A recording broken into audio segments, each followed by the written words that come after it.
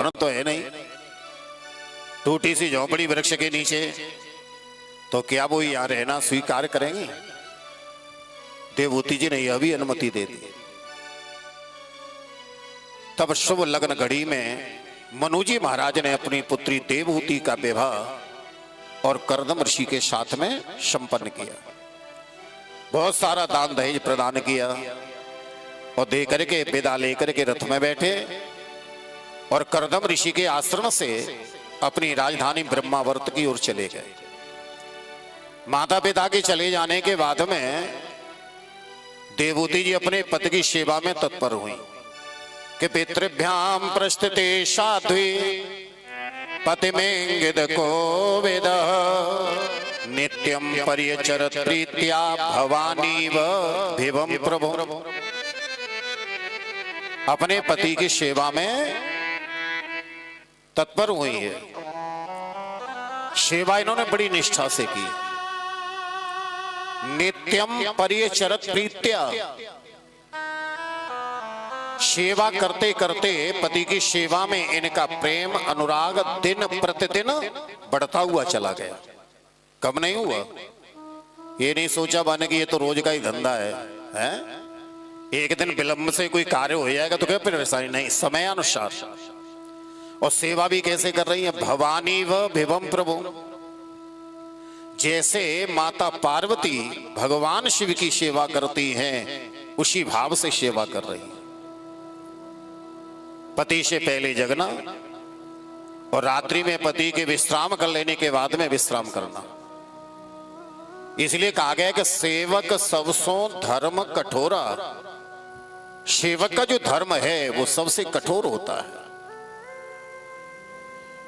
स्वामी के जिसकी भी हम सेवा कर रहे हैं, चाहे माता पिता की सेवा कर रहे हैं, पति की सेवा है, गुरु की सेवा है, अन्य सेवा है, स्वामी के विश्राम करने के बाद विश्राम करना और उनके जागने से पहले जाग जाना। जिसकी हम सेवा कर रहे हैं उस व्यक्ति को किस समय किस वस्तु की आवश्यकता है, उन्होंने आपसे मांगा नहीं, उन्होंने आपसे याचना नहीं की, उससे पहले उसकी पूर्ति कर देना, ये उत्तम सेवा है। इसलिए सेवा 3 प्रकार की बताई है: उत्तम, मध्यम, कनिष्ठ। जिसकी भी सेवा कर रहे हैं, आपसे कुछ मांगा नहीं, कहा नहीं, पर आपको पता चल गया इस समय इनको इस वस्तु की आवश्यकता है, उसकी आपने पूर्ति कर दी, तो ये सेवा उत्तम है। चलो वर्तमान समय अनुसार ये भी नहीं निभ पाए तो मांगने के बाद तत्काल उपलब्ध करा देना, ये मध्यम है, पर ये भी ठीक है। कनिष्ठ, बार बार मांगने के उपरांत भी उसकी पूर्ति न होना। सेवा में आलस और प्रमाद, ये दोनों घातक हैं।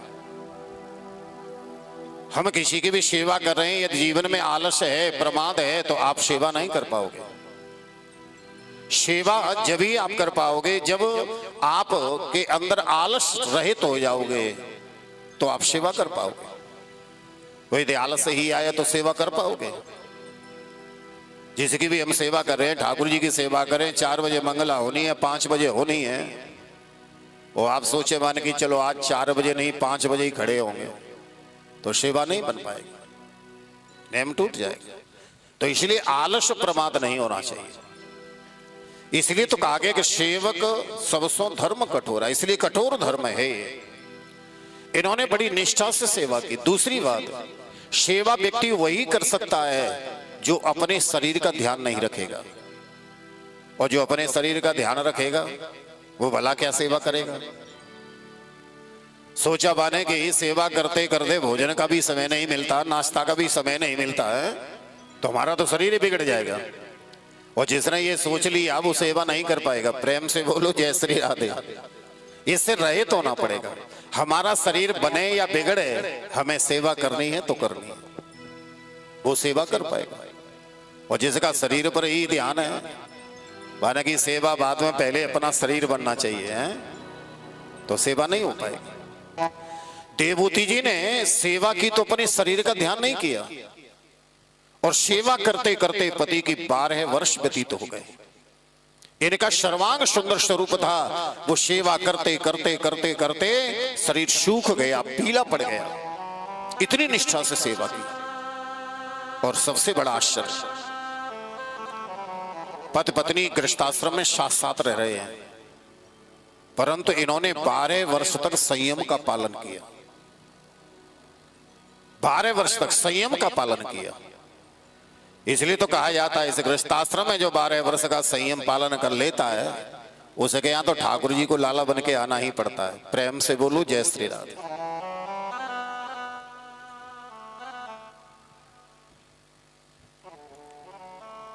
इसलिए इनके यहाँ भगवान पुत्र रूप से अवतरित होते हैं। 12 वर्ष तक संयम का पालन किया। शरीर भी सूख गया, पीला पड़ गया।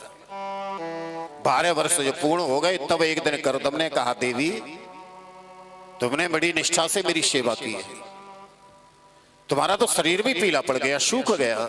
मैं तुमसे बहुत प्रसन्न हूं, जो भी अभिलाषा हो इच्छा वो वरदान मांग लो।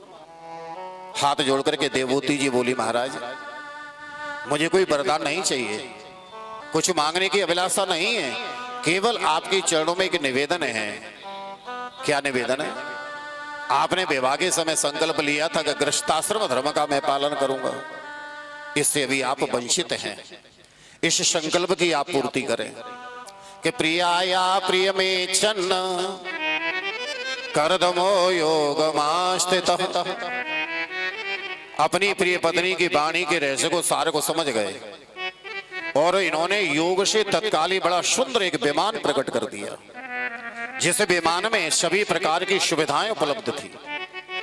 इस विमान के अंदर बड़ा सुंदर सरोवर है जिसमें कमल के पुष्प खिल रहे। इस विमान के अंदर ही उद्यान है, रसोई कक्ष है, शयन कक्ष है, आदि सारी व्यवस्थाएं थी। और कहा, देवी इस विमान में प्रवेश करो। देवभूति जी ने विमान को प्रणाम किया, पति को प्रणाम करके प्रवेश किया और सरोवर में जाकर के स्नान करने के उद्देश्य से ज्यों ही गोता लगाया और गोता लगा के जल से जब बाहर निकली तो क्या देखा कि इनके चारों तरफ में 16 वर्षीय स्त्रियां खड़ी हुई और हाथ जोड़ करके वो कहने लगी कि भाई हम कर्म करिष्टुभ्यम साधना करवाम किम। हम आपकी दासी हैं, कहिए आपकी क्या सेवा करें। और इतना कहते देवभूति जी के शरीर का इन्होंने ओवटन किया। ओवटन करने के बाद में स्नान कराए, सुंदर वस्त्र अलंकार आदि धारण कराए। इन्होंने नेत्र बंद करके अपने पति का ध्यान किया और नेत्रों को जब खोला तो पति समक्ष ही थे। उसी समय ये विमान इस पृथ्वी से आकाश मंडल की ओर चला गया। पति पत्नी इस विमान में विहार कर रहे हैं, समस्त भूमंडल में भ्रमण कर रहे थे। और समस्त भूमंडल में भ्रमण करने के बाद ये विमान पुनः आश्रम पर आया। तब करदम ने कहा, देवी ये आपको आश्रम आ गए हो, अब विमान से बाहर निकलो।